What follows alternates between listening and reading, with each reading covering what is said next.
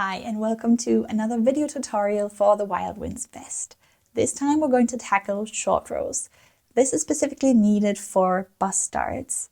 As you will have seen if you already own the pattern, I'm including bust dart instructions this time, and I'm recommending that everybody works them, especially if you want to knit a more cropped vest. The Half Fisherman's rib pattern seems to really exaggerate the rounding of the front hem.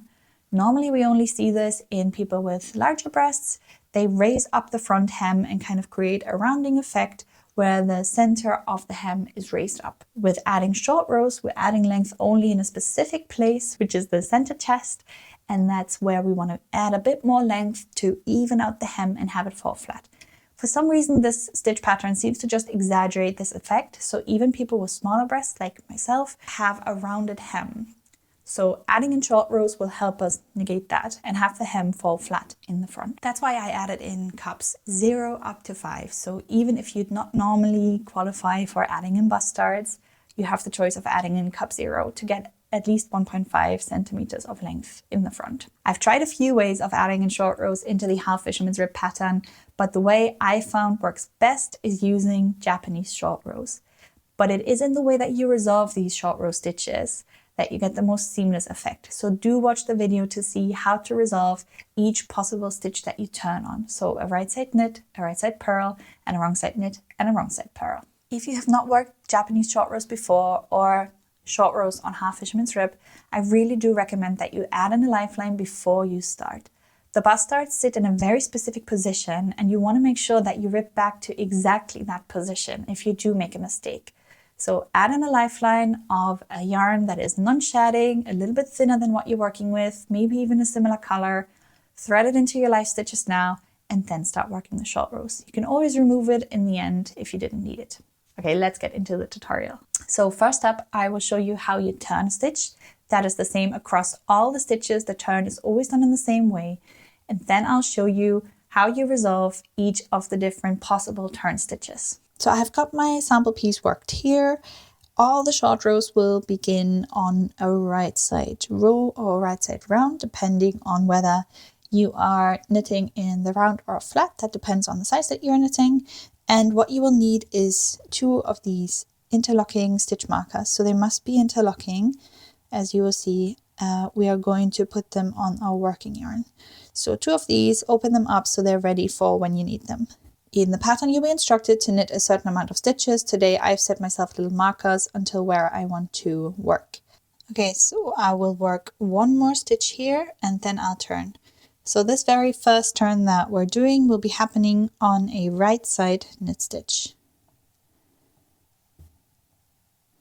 Now we're going to turn the work around to face the wrong side. So you see all these thicker lines, they mark the wrong side. And this doesn't matter if you're working flat or in the round, it's the same method for both. Now to work the Japanese short row turn, we are just simply going to slip this stitch that has our working yarn attached. So the last one that we just worked on the right side, from the left needle to the right needle with the yarn in front, just like so. And then we're going to bring the yarn to the back. And now we're going to need our stitch marker. So open it up and just put it on your working yarn, just like that. Close it up, and then you'll see why we need this here later. Okay, and so the stitch marker just hangs on the working yarn like this in the back. So that is how you turn a stitch. So now you see I'm at a point where I'm seeing that interlocking stitch marker that we've placed when we turned our first stitch. This is important because you now need this leg that it secures in order to resolve these stitches. Now you need to listen very closely on how we resolve everything. It's always different depending on whether your turn stitch was a right side knit, a right side purl, or a wrong side knit or a wrong side purl. This is how to resolve a right side knit stitch. So when we turned it, it was a right side knit. That's the important bit. So first we're going to add the leg, which this stitch marker here secures from our turn, as if we were doing a right leaning increase. So we're adding it like this. Because you can see how the stitch is leaning to the right now.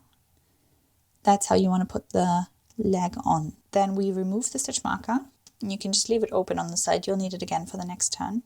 And now we're going to knit it together with the knit one below that we must do here on this knit stitch. So here we're going into the stitch below.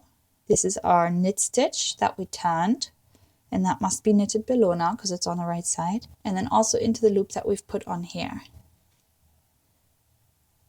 And then you knit these two together.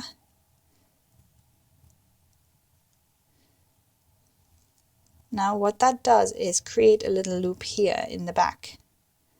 But don't worry, we're going to resolve that. But this is what it should look like from the front now. So now we have a little leg here from the stitch that we turned before. So this was the stitch here that we turned on, and we have a little bit of a loop that I showed you. So we're just going to add this in as a left leaning increase now. This looks like a left leaning increase now. That's how you should put it onto your needle, the little loop. And you're going to knit it together with this knit stitch here now. So again, to remind you, this was the stitch that we turned. You put the loop on after, knit it together with the next stitch. Should be a knit stitch in this case. And we're just going to knit the two together.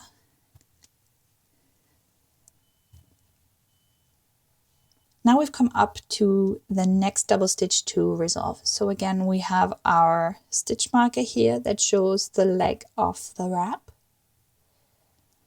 And then this is the stitch that we turned on. It's a wrong side knit stitch that we turned on. So this time you're going to put this stitch on as if you're making a left leaning increase. So again, for a left leaning increase, the thread needs to look as if it's leaning left. So I'm putting it in from the front. You can remove your stitch marker. And now we're just going to simply knit these two together. So here's my next short row stitch marker. And it sits before a purl stitch on the right side. So that's the next one we're resolving. As we did with the other stitch, again, we're going to put the stitch that's wrapped around the marker on as if it was right leaning. So you're going from the back, remove the marker. We're just going to purl these two together.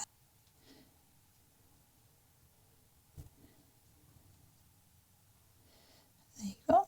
Now I've come to the next short row stitch that needs to be resolved. Here's my marker with the leg wrapped around it, and it is a purl stitch on the wrong side this time. So you can see this here is the turn stitch, and it's a purl. Like before, we're going to put our stitch that's secured with the marker on as if left leaning, so from the front, and it must lean to the left. Remove your marker and purl together with the next stitch. So I'm just going to work maybe a couple more turns in order to show you the end result. Here we have the finished short row shaping. You can see we have added in length only in this front area, which is exactly what they're supposed to do, and they are almost invisible. We have no holes anywhere. And I think the little bit of skewedness here will block out once you get to it. So I hope this helped you. If you have any specific questions and you're knitting the Wild Winds vest, remember there is a support email for more tailored advice. And otherwise, I'll see you in another video.